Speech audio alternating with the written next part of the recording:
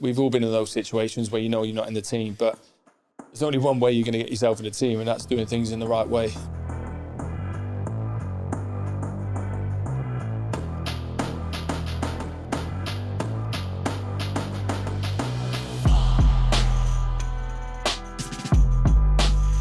What advice would you give to people who may find themselves out the team as a substitute, out the squad, whatever it is, who know they're capable of obviously playing and playing to a high level? What advice would you give to them as to how to deal with that? It's hard, mate, because I suppose when you're in that, you can't see the next step or the next level. But I'll probably go back to when I first made my debut for Bournemouth when I was that young lad, and I suppose it was keep doing the right things right day in, day out, and the opportunity comes about, then you're there to take it, and people can see you doing it. Don't flip. It's not a switch. You can't flip it on and off just like that on a match day. So if you're doing things right every day and keeping yourself in the right way, don't get me wrong, there's that element of luck that has to come, but being in the right space at the right time, it will fall your way more times than it won't if you're doing things right.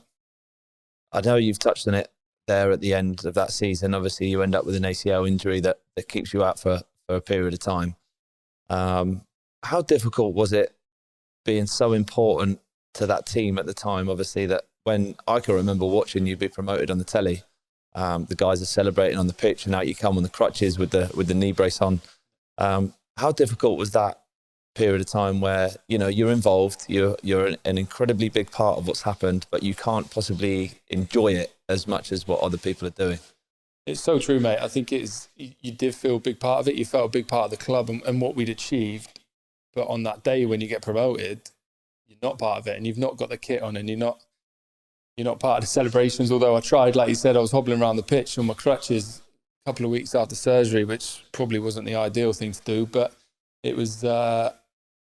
You do feel part of it, but you don't. You want to have the kit on. You want to be scoring the goal on that day that you get promoted and that sort of stuff. But it was a massive season for me, and it was a massive learning curve, like I touched on at the start of this podcast, with this ACL injury, mate. And I believe it made me, over those 9 months, I suppose, that I was out injured, maybe a better person and a stronger player on and off the pitch. So something incredibly difficult happens to you, like an ACL injury. It takes you 9 months to recover, and you're now talking about it as that you managed to learn and that you managed to ultimately get yourself to another level off the back of that. Did you know that at the time, or do you just think that looking back at it now? I don't think you do at the time. You talk about at the time, I did something in myself, and I think, I don't know why I started it. I don't know who. Someone might have mentioned it to me, but I started a diary, and it was something that for me kept me on the right path, I suppose. And it was literally day one. I remember I pulled out the attic literally a couple of weeks ago, mate, when I was going through a few things. It was funny to look back at. I'd written down some goals and targets over this injury, literally from the first word of getting back walking to the last goal was score my first Premier League goal, and I must have thrown the diary away when I did my injury because I didn't score one for a while and I hadn't ticked that one off. So I managed to tick that off the other day, which was quite nice. But I think that was an important diary for me. I look back on it and it got me through times where I suppose they were tough. It wasn't a diary as in I wrote down how I felt every day, but I kind of wrote down my sessions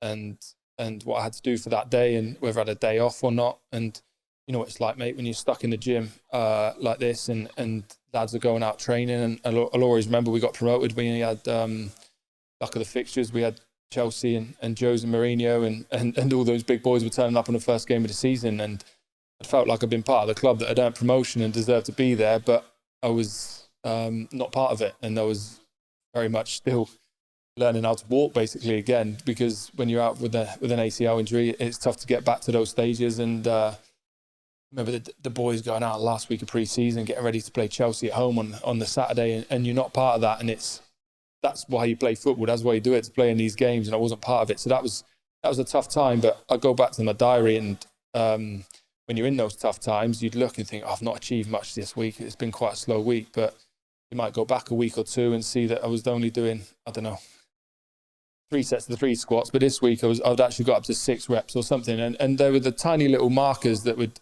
would help me push on to the next level. Although you felt like you weren't achieving a lot of the time because you are literally stuck in a gym doing your exercises day in, day out, and it's a tough way of doing it. But that was my way of dealing with it, I suppose. Is that something you'd advise to? And the reason why I say is that something you'd advise is because I did that with a couple of mine. Like I've obviously, I've got metal work in both my legs, as you know. And during that period of time, I found keeping a diary, helped me to almost focus on my own stuff instead of focus on how much I missed being involved with everyone else. Is that something you'd advise, guys going through long-term injuries to do? Yeah, 100%. I've mentioned it to a few lads that have had some unfortunate injuries recently at Stoke, and it's something that got me through. Like, it might not be for everyone, but for me, it helped me look back and reflect on times which were tough, but you can see the improvement and you can see those things. And even literally writing on paper your goals and aims and you're able to tick them off at the time were important. When I first did my knee, I was not weight bearing for 6 weeks, and then suddenly the next goal was to get back walking, and you did that, and then suddenly you're jogging, and all these little milestones make up that time which you're off the pitch. And for me, from game to game, I think it was nearly to the day 9 months before I came back and played in the Premier League against Liverpool on Boxing Day. I did it.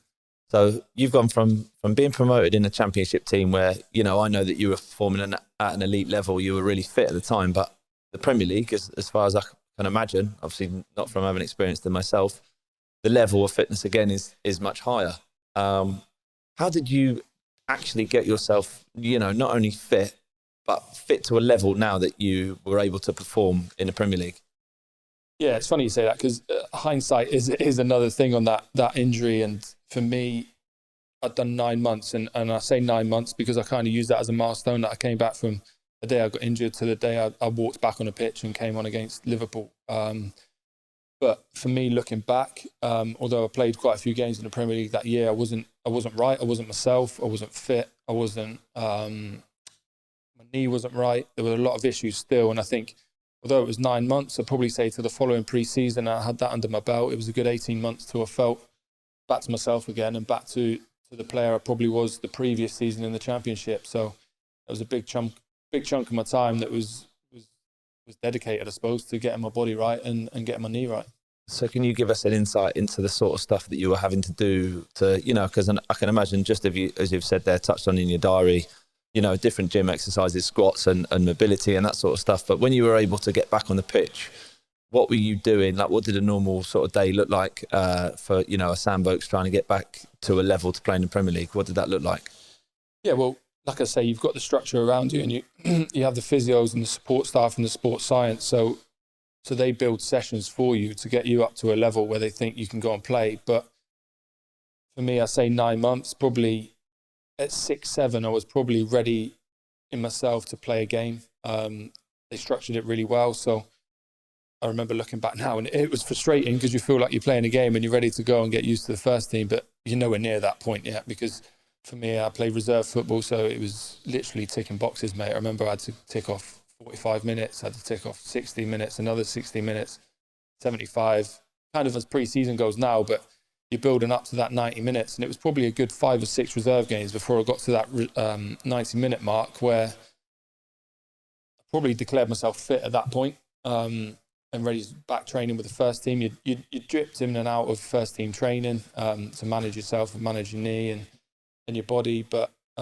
it probably took me up to that 90-minute mark to say, yeah, right, I'm ready to go. I'm ready to be involved now with the first team. When you say 18 months before you felt you got back to the place where you were at the year before in the Championship, where you've talked about, playing your best stuff, were you aware from, say, the 9-month period where you come on at Liverpool to that 18-month period, were you aware, or did you feel like you weren't yourself, or did you just, I felt normal? But then after 18 months, you look back on that period of time and felt, actually, no, I wasn't really. I think I think it's funny because in the moment, I think you do feel like you're right. I can only probably say this with hindsight. Don't get me wrong, in that time, I remember starting massive games, mate. I remember playing in big games against big opposition and superstars of the Premier League in that time. But I felt like I was ready and right, but I probably wasn't. And I say that because I suppose fitness levels weren't right. And I probably did need a good pre-season under my belt. We talk about the pressures beforehand, and I probably came back fit into a team that was fighting for relegation in the Premier League at the time. So you're desperate to get back involved, desperate to be there. There's 9 months worth of frustration behind me of wanting to play and get back into the fold. All those emotions were probably telling myself I'm right and ready to go. I'm not going to knock on the manager's door and say, no, I don't think I should be playing tomorrow. Do you know what I mean? So it's those sort of things that you don't look back until probably that summer reflected and had a good pre-season under my belt. And we did get relegated in the end, and we ended up having another great championship that year. And for myself, it was an important season for me to get back playing regular football.